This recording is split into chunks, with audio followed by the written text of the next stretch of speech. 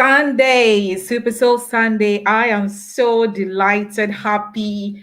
I'm trying to find the right words because I have two amazing, powerful couple having the conversation with me tonight, and so I am thankful. Hello, Eric and Marie.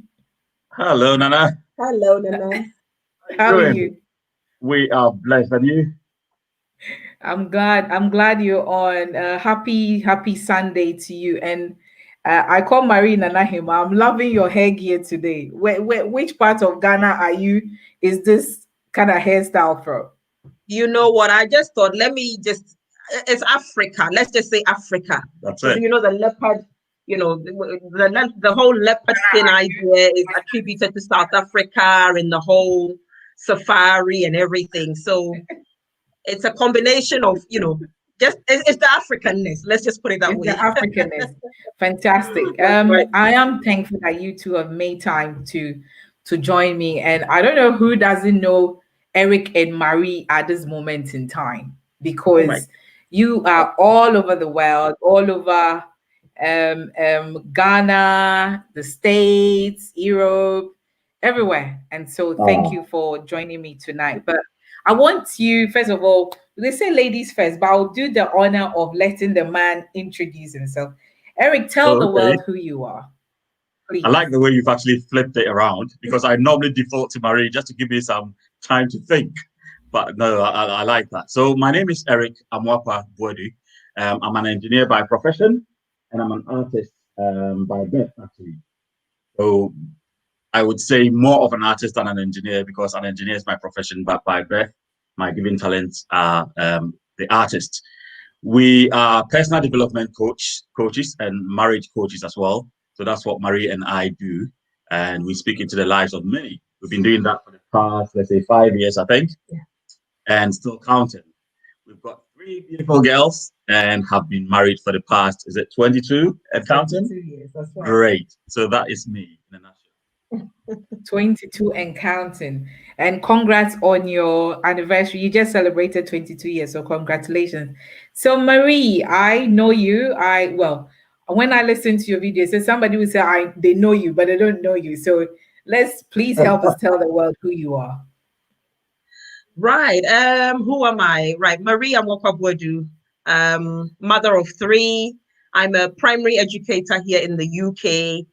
But outside of that, my passion is, just as Eric said, I'm a transformational speaker. So my passion is being able to help women and girls, young girls in particular, who feel as if they're stuck in life, that they've hit the roadblock in life and they don't know which direction their life is going anymore. My passion is to help them to rediscover themselves and to put their lives back on track for success, really. So those are the things that I enjoy doing. I'm also an author, and as I said, a mother of 3 beautiful daughters, 2 adults and 1 teenager. So that's right. me. Also, what book have you? Tell us the title of your book. Right. So I've actually got it here. I'll just show it to the audience. This is the book. It's entitled "Explosive Secrets That Guarantee to Help Women and Girls," authored by myself. I wrote this book 4 years ago. To celebrate myself and my 3 beautiful daughters. I just wanted to put my life thus far into a book so that whatever I believe I have gone through, the struggles, the good, the bad, the ugly, somebody could pick up the book, read it, and be able to, have their lives transformed as well.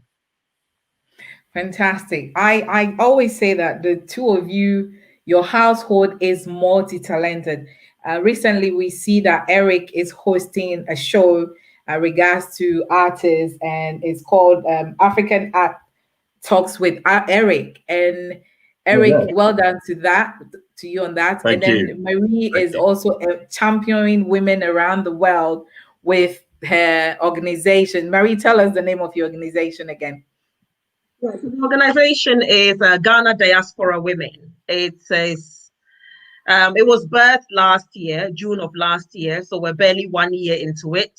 It's a group of Ghanaian women living abroad. We're still trying to mobilize and rally more of us together, but the core aim is to empower women and young girls in Ghana and eventually on the continent of Africa to go into leadership in terms of governance.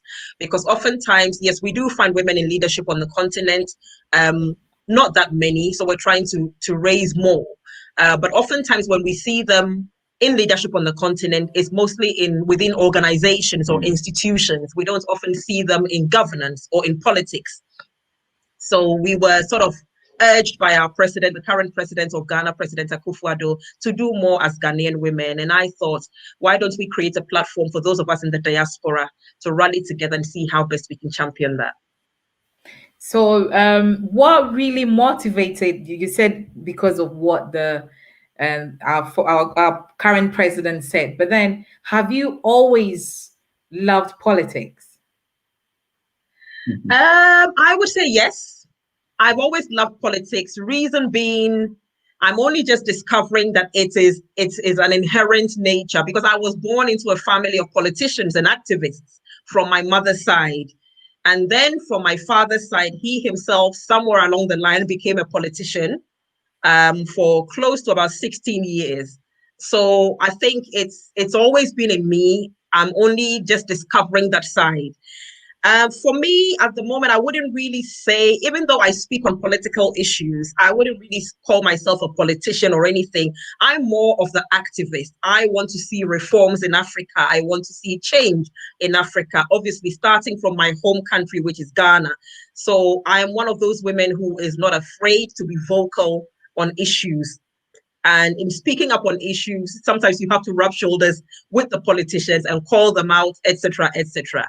But for me, I prefer the word activism as opposed to politician. So you're an activist. Okay, congratulations on that. So Eric, I know we're going to be talking about marriage, but I want to let the world know, those of our viewers or our listeners who don't know you, to know that it's not just you guys doing marriage, but you've got so much there. Your talents, you talked about, that is, your purpose, your gift. And today I read on Facebook about a guy whose parents took them to the US and asked them what they wanted to do, and he said he wanted to be a chef, and the dad just slapped him. The Nigerian slapped him and said, "What the heck? I brought you all the way from Africa to America for you to come and cook. What is wrong with you?" So he asked him. He made him go to school to do computer science, and graduated. He's got all the certificates that one can think of, got the best job, traveled the world, but he wasn't happy, he wasn't fulfilled. And recently he walked away from it and started cooking. Now he's a chef, he's a master chef for celebrities, and it gives him the joy. So I come back to you. I know you have all the certificates, you're doing so well in your computer science and all the, but you started painting, and I hope you show us some of your painting. What kickstarted?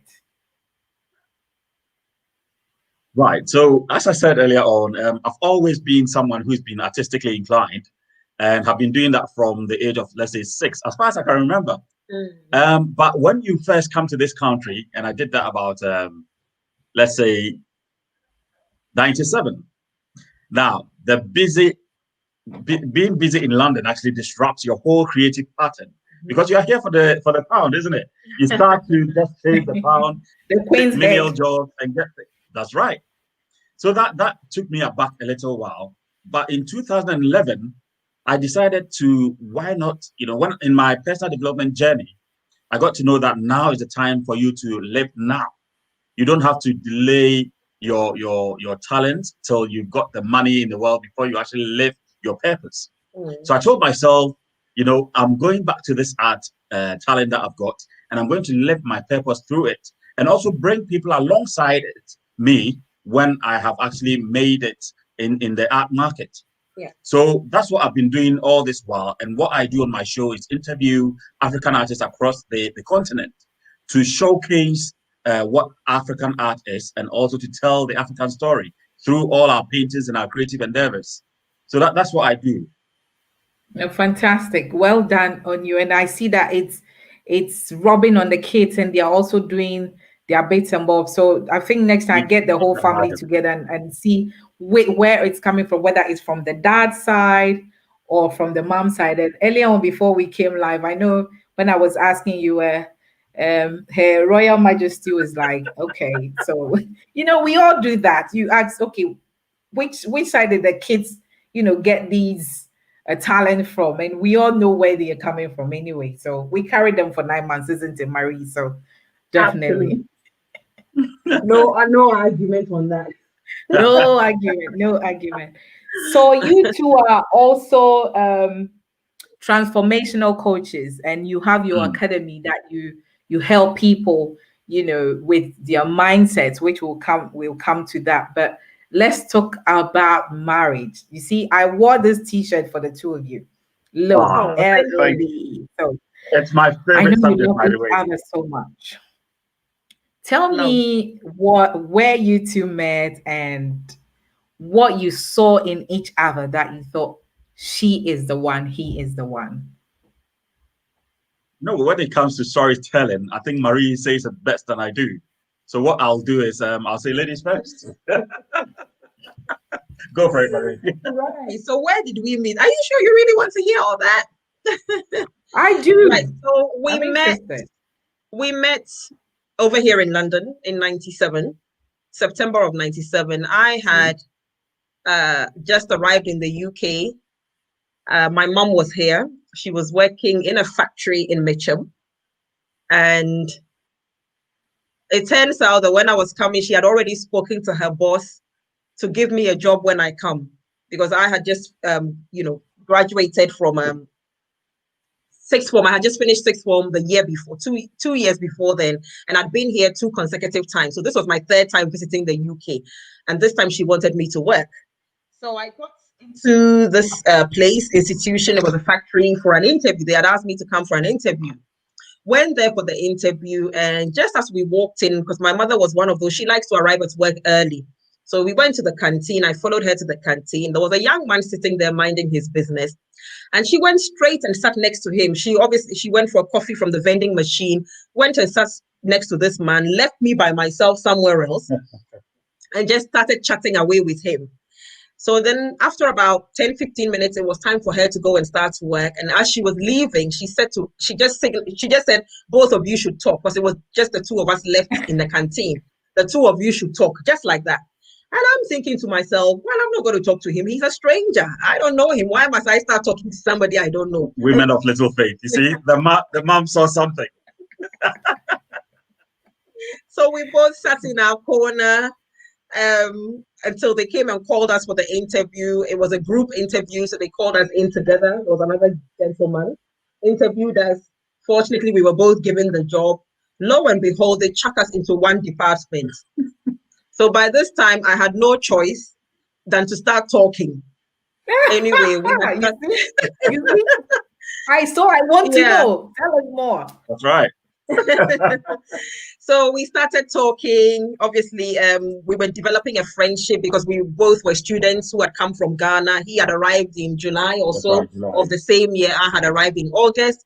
He attended Prempeh College. I went to Accra Girls. So we're talking about Ghana, student life, etc. And the moment he said he attended Prempeh College, I was like, oh, I have a cousin who attended Prempeh who doesn't live too far from where we were working.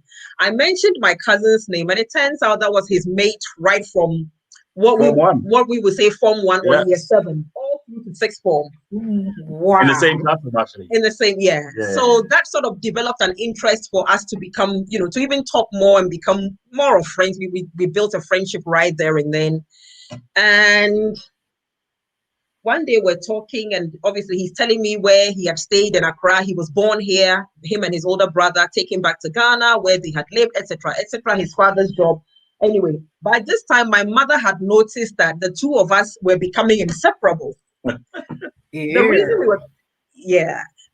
reason we were becoming inseparable then was we were the only 2 sort of same age group students from Ghana, so we had no choice than to become friends. Anyway, so we're going home one day, and my mother says to me, I see you're becoming very close with that guy. What's going on? I said, nothing.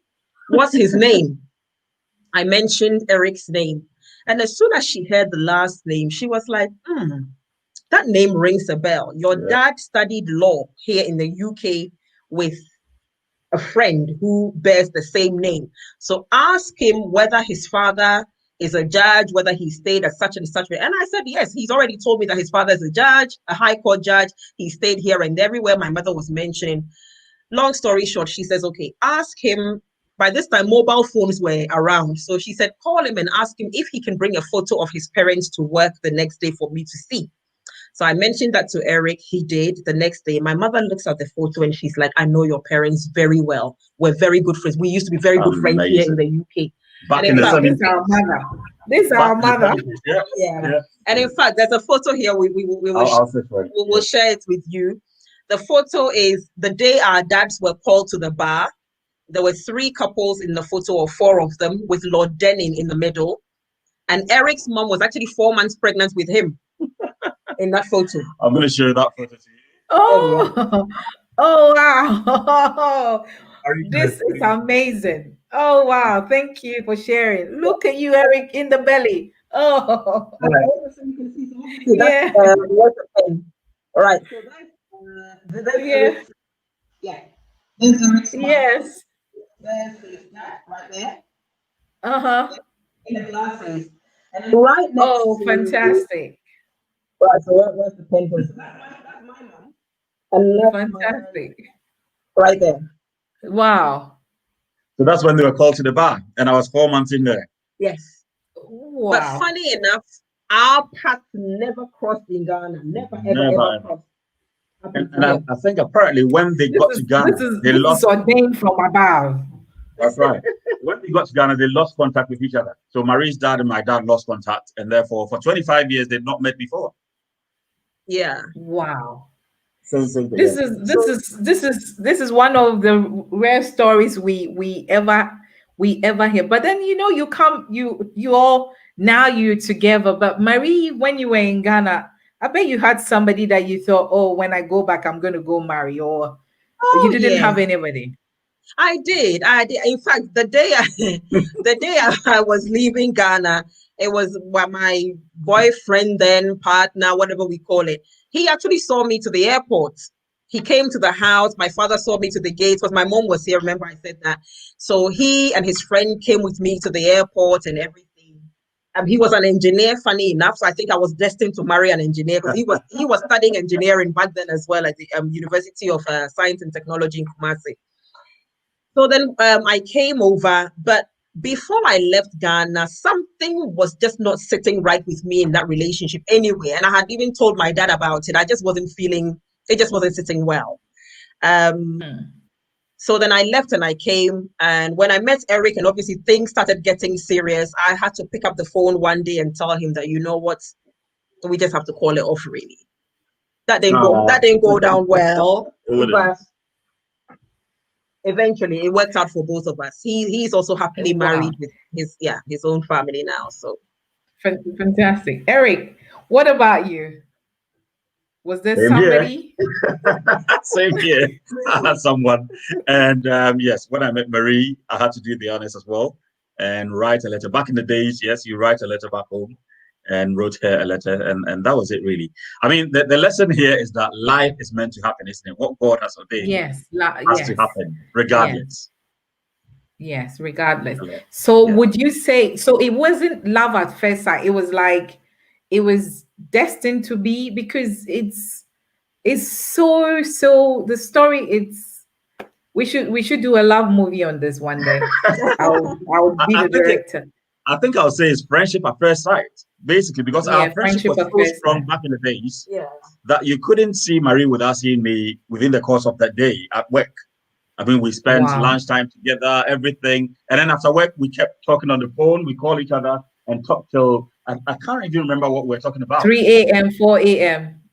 You know, tell me about it. Yeah, I mean, it was to the point that even the manager said to us once, he was walking along the corridor, he saw both of us, and he's like, you better invite me to that wedding. Your wedding. And at that time, there was nothing going on. We're thinking, what wedding? People could see that something was going to come out of it.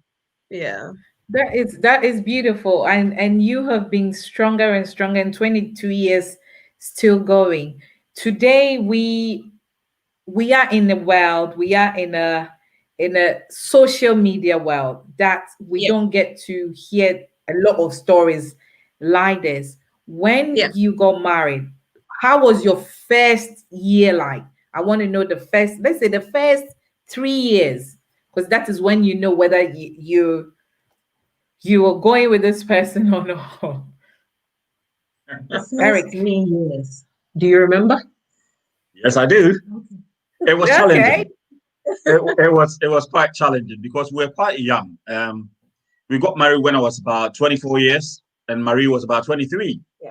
So, in marriage, there's no manuscript. You get given the certificate even before you start the journey. And we had to learn our way through. We had two different souls who have come together to live under one roof, trying to be as one. Even though it'd been pronounced on us as a husband and wife, and we were one at that time, we had to spiritually become one. We had to physically try and get together. Our souls had to be knit together. So that process was quite challenging. Things that I liked, she might not like at that time. I was fully engrossed in my art. She didn't understand why, we had to pay so much importance to art. There were so many aspects of her life that I didn't understand as well, because I went to a boys' school, and therefore I didn't get the chance to roll with girls a lot. And I was quite creepy in those days. So I didn't know about women. I didn't know a lot about women. So it was challenging in the first few years, but eventually I had to compromise on a lot of things. And there are a lot of characters within me that I had to let go straight away. If I wanted this relationship to work, I had to just suppress all my ego, some of them, obviously, and get to know Marie for who she is. Yeah. And Marie, what about you? I'm remembering now. You're remembering, isn't it? Right. So I have always also been, I'm an only daughter, and I'm the firstborn. So my mother always drummed into me that she wanted me to be a perfectionist. Yeah. Because she was one of those people who made sure that everything was, like she was very prim and proper. So I'm one of those people up to now. And if I put something here, I know I've left it here. And so if somebody moves it and I come, I know that something has shifted. And I suppose in the beginning, that was one of our struggles. Yes. Obviously, you know how men are like free flow. Free. They just want to, and I like for everything to be in order. So that was one of our challenges at the beginning. Let me pause her right there. To the extent that, let's say, when she arranges tomatoes in the cupboard, she faces it a certain way. That's quite OCD, isn't it? And if you turn the thing around, she'll spot it straight away. Something different. It becomes... Oh, she's one of those people. Even when they pull the curtains have to be in a certain way. Yeah. She's that type. Okay. Has she changed or she's still like that? She has changed. It's better now. Seriously, she's got so much better. Yeah. You learn to adjust as the years go by. That's right. So that was one of our major challenges.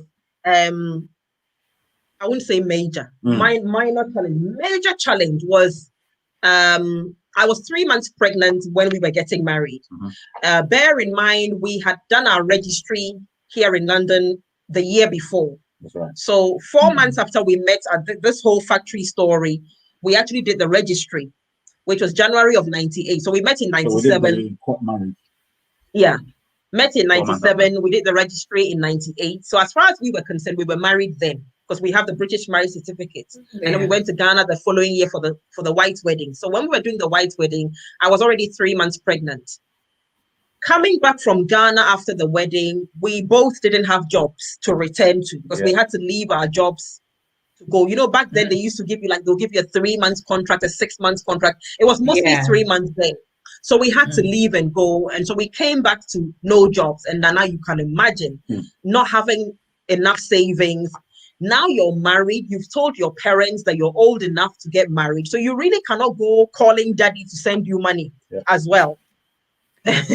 Because then what will daddy think of your husband? So we found ourselves in a very tight position then financially, being pregnant as well. It had its toll on me as a woman. Now, back then as well, we obviously in our community, we don't talk about depression and all of these things. So I didn't know what I was going through to even realize that my emotions and my moods then can have an impact on my child, the child I was carrying, which it did to a certain degree. So yeah, those were the major challenges, I would say. And then after I had her, things got better because then Eric started working. Then shortly after, he decides that he wants to go to uni.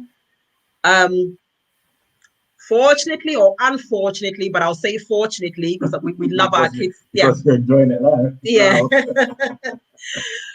5 months later, I was pregnant again with our second daughter. Eric and Marie. Yes. What was happening in that house? What was happening? The love was too deep. And apart from the love being too deep, I found my doctor actually told, I was one of those, you know how they say you'll have your first menstruation 6 weeks after you have your child. Yeah. Mine was a day before the 6 weeks. And my mother actually said to me, that means you're very fertile. Be careful. So you go for the 6 weeks check. Doctor says the same thing, but actually says to you, well, you can start doing the business now. So we come home thinking we have the all clear, and boom, it happens again. So the first two are only 14 months apart, meaning that in less than 2 years, I had 2 babies. And that in itself brought its toll. So eventually we had to take them to Ghana for a couple of years. Yeah. So that Eric could go to uni. And so, yeah, so let me say the first 5 years was a bit of a roller coaster, up and down, confusion, because we were still young. But looking back now, we were still very young, very, very young. We both hadn't hit 30 yet. So it was a bit of a roller coaster, but we made it. But our parents did very well. Those who married at very, very young age. My daughter just turned 18, and I met a lady who got married at 18, and I'm like, there's no way I would want her to marry at 18 at this time. But then that's right. Years ago, people could marry at that time, and they had kids, and they had to raise them, and they raised them really well. So you were young, but you've come through, and that is why you can share experiences and teach people. But when Eric said, as a married couple and all that you were going through, when he said he wanted to go to school or back to studies, what was your reaction? Did you support him, or were you like, no way? I did. And that's when we made the decision to take the kids to Ghana, because I realized that I had to work. So I was the only one who was working then, because he had to quit to do full-time education. And thankfully, we didn't even know the word was mentorship then. But thankfully, we had a couple of men in our church back then who were very supportive of his education. And one of them and his wife actually invited us home, and they talked us through the process. And I think that's where we realized that if he went part-time, then it was going to take a very long time. Yeah. Why don't we sacrifice? The first year, I was really part-time working. Yeah. At the same time, but it wasn't something that was really fruitful. It was quite stressful. So I had to, second year, go full-time. Yes. So they advised that he went full-time, and I carried the fort. I was in a good job then. I was working in a bank, one of the high street banks, Lloyd's TSB back then. So it was all right. It was good. But then it meant that we had to make a sacrifice and take the kids back to Ghana to my parents to help us. So we actually took them when the older one was just over 1.5, and the second one was only 7 months old. She hadn't even stopped breastfeeding yet, but we had to make that sacrifice. Yeah. Wow. And you were okay with that? I mean, because some people will say, oh, why are you doing this? Why are you allowing the man to go to school and you have to work? And our community, how people give certain advices. Did you have those people coming at you, or it was just the two of you making that decision? It was just the two of us. To be honest, I didn't really have. No, we didn't have anybody giving us any wrong advice or anything like that. And for me, even if we did, we weren't going to listen to anybody, but to ourselves. That was a promise we made to ourselves right from the beginning. I think one thing we said to ourselves right from the get-go that if we were going to get married, we were going to stay true and committed to each other, and that we were never going to let our parents down. Because of the friendship that our parents had, and they themselves at that time hadn't married for that long, for those many years. And Eric's parents are still here and they're still married. We made that conscious decision right from the get-go. If there was any wrong advice at all, it was rather when we were doing the registry, where I had a lady say to me, just go and do the registry and get your papers. If it doesn't work out, at least you've got your papers in the UK. Now, that was wrong advice. But otherwise. And what did you tell her? Nothing. You know, when you've just arrived and you're not really used to, you know, I didn't even know, what do they mean by papers? I had just met somebody, we're in love. When it turns out he was born here, we're getting married. That's all I care. But today they see us and everybody's, even some of Eric's aunties here, everybody's like, wow, we never thought this would last, because people had come here and had sort of done that to many young men, you know, or vice versa. So they thought it was just one of those situations. So they see us today and they're like, you know what, you guys are just an example, especially you, Marie, because obviously they were protective over him and his citizenship or whatever. But here we are. Oh, so they were like, oh, she's not coming to marry you and get the papers and go. So they were really guarding. But you being, because I remember you mentioning in one of your talks or shows that your mom gave you certain advice regards to, you know, make sure you are make sure you've got everything in place for yourself as well. Yeah. So to tell us about that. So obviously, having mentioned that my parents had lived here, my mother had studied fashion here in the UK. Daddy had studied law. She worked here when she was here. She worked all the time.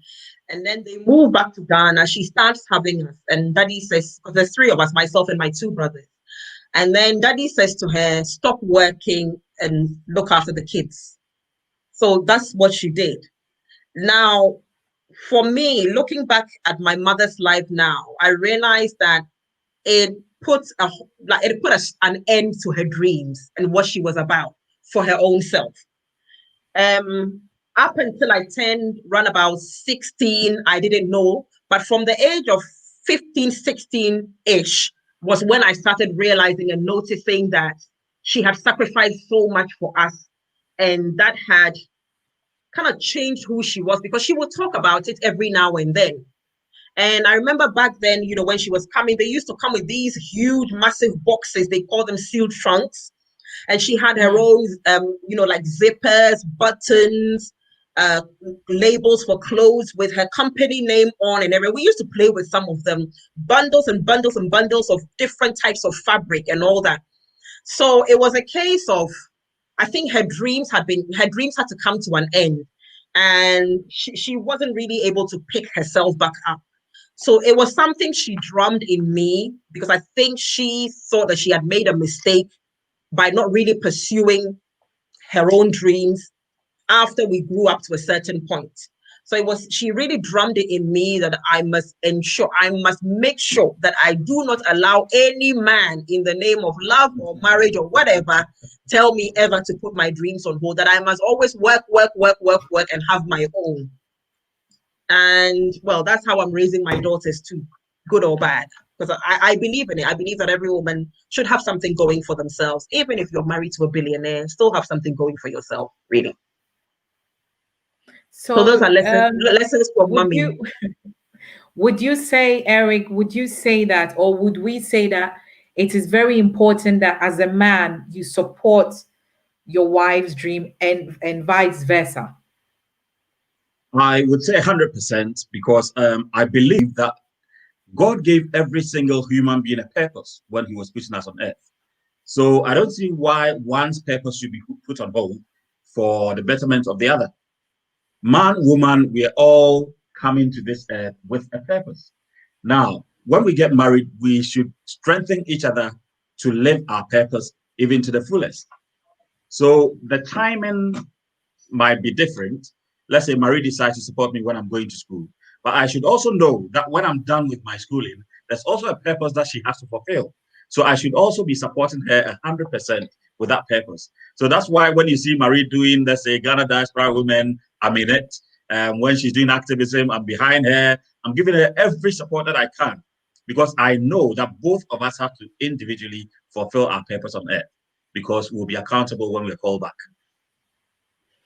That is fantastic. So if you are listening and watching to us, I am with Eric and Marie Amoakwa-Boadu. They are transformational coaches. They are marriage coaches. They've been married for 22 years. And after this program, if you still have more, I believe you can inbox them and ask more. Marie, you 22 years of your marriage. What are some of the things that you think as a woman, when you tell another woman, would lift up their marriage, especially when the marriage is going down? Who would I tell her? Just love him. Love him. And in loving him, you wouldn't point fingers. Because you see, oftentimes I believe the reason marriages start to decline is when we start drawing apart from each other. And oftentimes we start drawing apart from each other when one points fingers too much. So you're finding fault all the time with the other person rather than your own self. If you find yourself in any such situation, of course, the number one job you need to do is to pick up a mirror and look at the reflection. Who do you see in the mirror? It's yourself, meaning that you have to work on yourself. But at the same time, your job is to love your partner, your spouse. That's your fundamental job. And what does love entail? So everything that love entails is what you're supposed to be giving them: the support, the friendship, the compassion, everything that comes with it. Every kind of help that you can give them so that they can also pick themselves up and become a better version of themselves. We must constantly have that mindset that we're supporting each other to become the best version of themselves each and every day. Because as human beings, we're constantly evolving. I mean, Eric and I read somewhere a couple of years back that every 11 months, we shed our skin even without realizing. And so every 11 months, there's a new Marie that comes out. There's a new Eric, there's a new Nana Checha, and even the audience. You see, so we're constantly evolving, and therefore our thoughts, our actions, our behavior, our mannerism, everything is changing. Even the things that we love to do, they're constantly changing because we are evolving. That's what we do as human beings. So we must constantly be looking out for these things and very quickly make adjustments. Yeah. And the adjustments that we make, we must make them with love. Even in trying to correct your partner, make sure you're doing so in love. I mean, that's one thing I've developed now. Whenever I'm coming to Eric to say something, I always say, Odo, I'm coming to say this in love. The moment you put that disclaimer out there. Are you sure you're not using that as a clause? It gets out clause. It's a disclaimer. It's a ticket just to say what she wants. It's a disclaimer, Really? dude. It's a disclaimer. I know. So you put that disclaimer out there, and if they were going to get angry or anything, I believe it diffuses it, because you already said you were going to say it in love, or lovingly. That's right. So if anybody's going through any turbulent moments at this point in time, I want you to know that it is salvageable. But the bottom line is, do you still love the person? If you do, then work it out. Find ways of working it out. And you have got to be creative about how you're going to work it out. Talking about creativity, that spices your love life. So I want to talk to Eric. Eric, being a man, being an African man and a Ghanaian, there's certain things, and I believe you are an Ashanti or Fanti. I'm a Fanti. Okay. But I live For the in Fanti Kumasi men, all my life. they are very hot and spicy. You can carry on. What's all that? Well, to the other cultures, I'm not saying that you don't understand love, but the Fanti men, there's something about them that is so delicious. So anyway, let me come back to Planet Earth. Right. So, but most of the time, we say, the cooking, the cleaning, all this is left to the woman who takes care of the kids, who goes to the school run, who does this, who does that. how do you share the responsibilities at home with Marie? Right. So I would admit that when it comes to cooking, I'm not the best cook in the world. So Eric, the you need way, to come and see Commander, please. you know, I'll come and take some lessons. So the way I compliment it is that, I'll also go out and do the shopping. I'll also fix everything fixable in the house. When it comes to Okay. DIY, I'm the man for it. So I make sure that I compliment her efforts as well. And if I need to wash the dishes, yes, there's nothing wrong with that. I'll go to the kitchen and do it. So every opportunity to help, I make it a point to help, because most of the times we go with this culture of Bema the Onko kitchen. And and for those who don't understand, it means a man should not go to the kitchen to help and all that. Yes, back in the days, a help, or back in the day, they thought a help. But these days, we know that we are one with our partners. It's a partnership. And in partnership, it's a joint effort. So for your marriage to be sustained and for you to have a happy married life, what you should endeavor to do is to help your wife as much as possible. If you want a sustained and loving relationship, get involved. Get involved. Don't just say, "Oh, the kitchen is just for the woman." Yeah. If I may add something to that here, Nana. Yeah. I think when we got married initially, when they drum it into you that our rate, it's 50-50, marriage is 50-50. Now, we now know that when people say that, or when some of our elders say that, we really have to ask questions. Because what does that 50-50 mean? So for me, that 50-50 initially meant that everything that we did in the house, even down to chores, we had to split. So I think it was down to the fact that it's almost like we had a rota where if I'm doing the hoovering, Eric is doing the dusting, etc., etc. Until one day, listening to some of all these motivational things, etc., that we've listened to for so many years now, I came to the realization that, look, if he's my king, why must he be doing, and many people, some women might hear this and bash me, but to be honest, this is just my truth. And this is our marriage, not anybody else's. Exactly. This is our marriage and not anybody else's. Yeah. But I got to a point where I said to myself, well, if he's my king, why must he be doing certain things? Why don't we rather swap it around, or why must we make it a must to the point that it's almost like we have a rota as to who's doing the hoovering, who's doing the this? Why don't we do it in a way that he does what the things that he is good at, and I also do what I am good at? And once we actually sat down and had a conversation about this, and immediately everybody just flowed into their roles. And it actually cut the argument, because I remember there was a point where we even went to Bible studies and this topic came up. Yeah. And I was upset that he hadn't hoovered. It was his time, he should have hoovered that morning and he hadn't done it. And we carried the argument to Bible studies. You know what? When it comes to such, I think the analogy that we give is that, God the Father is there, God the Son, God the Holy Spirit, they're all there. They're all super beings, but they do not fight among themselves. Each one of them knows their role. That's right. That they play.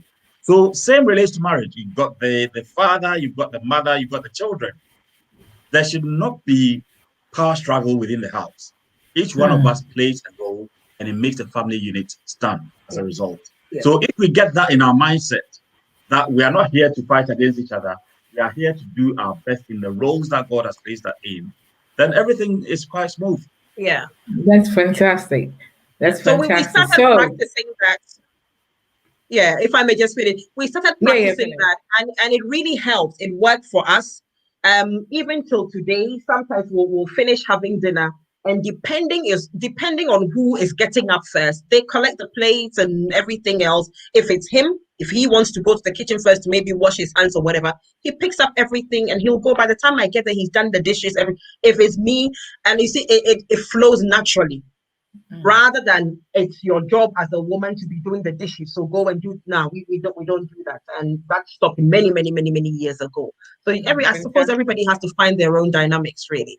And funny enough, we didn't even talk about it or decide that we were going to do it that way. It just happened. It just happened. And it makes things so beautiful. And sometimes, I think yesterday I was asking my husband that, am I weird in terms of these certain things that are so simple that if you tune your mindset that you're going to make it simple, it flows, and it That's right. gives you peace, it gives you That's joy, right. it makes the home very, very calm. And then when people come to your place, they can feel that aroma, they can Oh see. yes. People don't have to You don't have to fake it, you don't have to have a reality show for people to know that you two love each other. Yeah. I mean, Yeah. when we meet you in town or in programs, you can naturally see that this is a genuine one.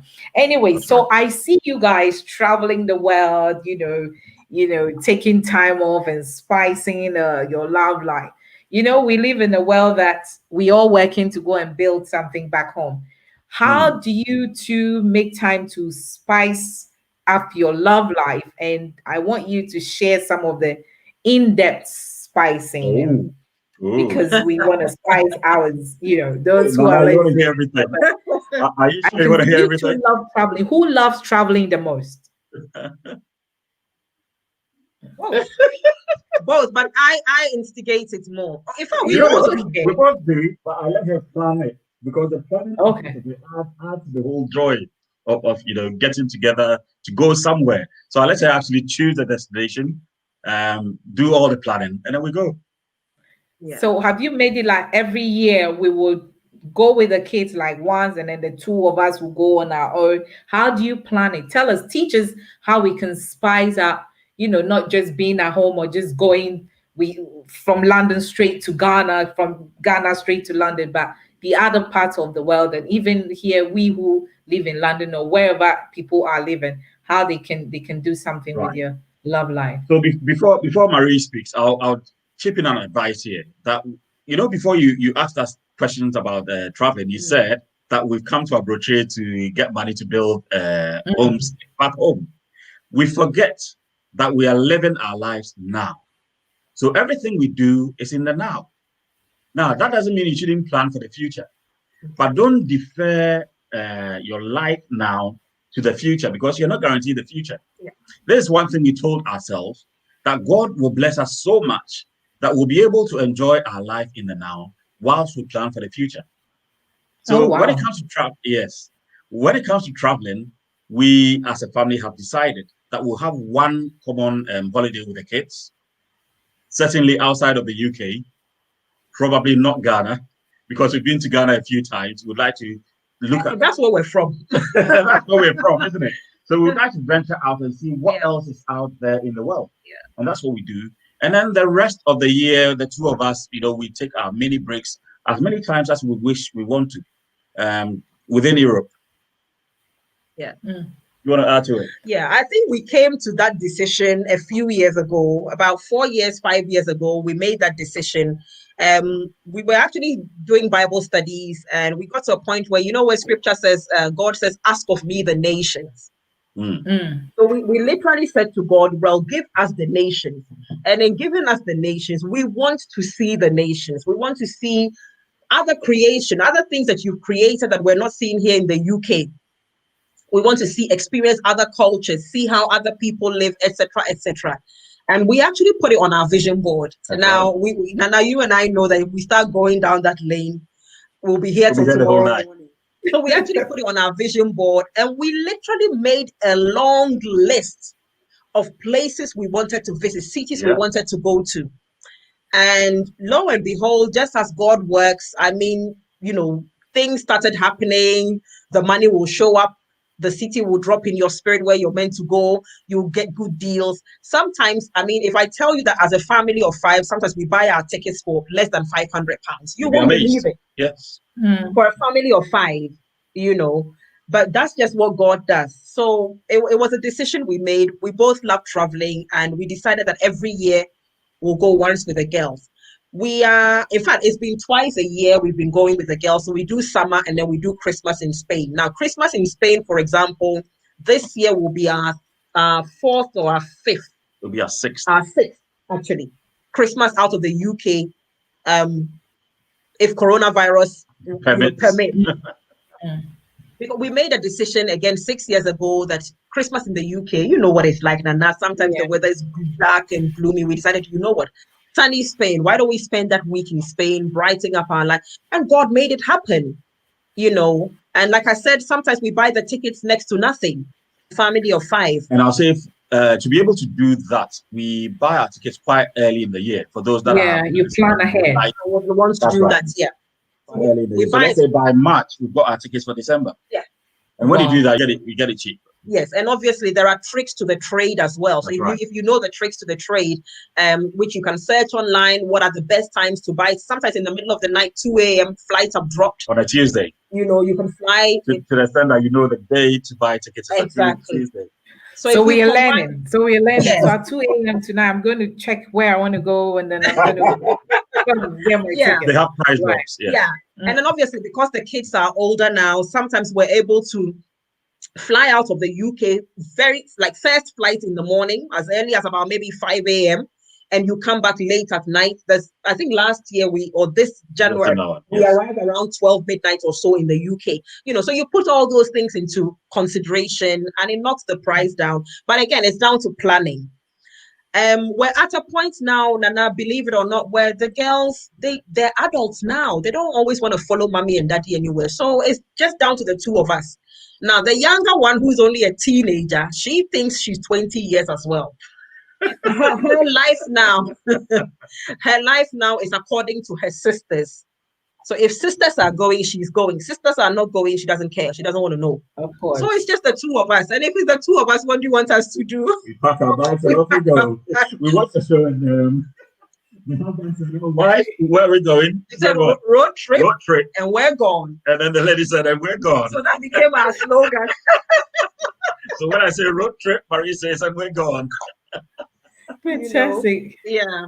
Wow. You too. That is all about it. And I mean, I know a lot of us are listening and taking notes. And because I love traveling, I know Commander gets my tickets, and sometimes I'm very early in the mornings and late nights. Right. I said, oh, come and sleep. He says, you think those tickets that I'm buying? What do you think? So you know, to our brothers out there, if you want wonderful, reasonable tickets, as Marie and Eric have shared, that is it, because it's very important that we spend more times together. But the other bit is, how do you spice out your sex life? Because, you know, as Eric said, he went to a boys' school and he didn't have a lot of time to, you know, hang out with girls and all that. The first, you know, your honeymoon and stuff. What happened, Marie? Did you turn the light off? Before we go there, before we go to that all important subject, He's rubbing his hands because he was creepy. I'll say one more thing to do with the traveling and the benefits it does to marriage. Yeah. You know, when you see new places together, you have new brain cells forming in your mind. So the excitement of seeing new things actually spices up your marriage as well. And it doesn't matter whether you go out of the UK or not. You can actually have travel around the UK to new places that you've not been before as married couples, and you'll find out that your interest will rekindle because you discover new things. So that's why I wanted to chip in before we go to the all-important subject of sex and spicing up your marriage. Since you were before we wrap our hands. Should we start praying? Again? Oh, you heard it. You heard it. honeymoon night, etc. Actually, Eric used to work at a hotel in Takoradi called Hillcrest. That's where we went for our honeymoon. It was my first time in Takoradi in the Western region, and he took me to this beach called Buzia Beach. Buzia Beach, yes, Buzia yes, Beach. in Takoradi. So he was quite romantic like that. Oh, I've always been. You know, he was quite romantic like that. Eric is one who loves to give gifts. He gives gifts. In fact, sometimes he's always outdoing me with the gift, and sometimes it makes me feel guilty because I'm like, I have to reciprocate. But anyway, he keeps saying, "Don't feel guilty." Anyway, but we do our best to give each other gifts. That's right. So that's also nice. How do we spice up our sex life? You want me to come in here? Come in. You know what? I think communication does it for us because we communicate a lot. That opens the door to so many things. Yeah. Because we don't wait till night time before we do this. You know, you communicate so naturally within the daytime or whenever, that when it comes to you getting access to the other person privately, it's easy because you there's nothing that is hidden from each other. We are so transparent in so many other ways that when it comes to sex, it's so easy. The way we spice it up is that I would say we like perfumes and scented things, candles and all that. That adds and changes the whole ambience as well. Oh yes. Really important. Yes. Really important. If you're Marie says, ever coming from, oh yes. Oh yeah. If you're ever coming from America, because I know you live in America, That's basically. Right. Bath and Body Works candles, they do it for me. Oh, Nana, you light a couple of Bath and Body Works candles. Goodness me.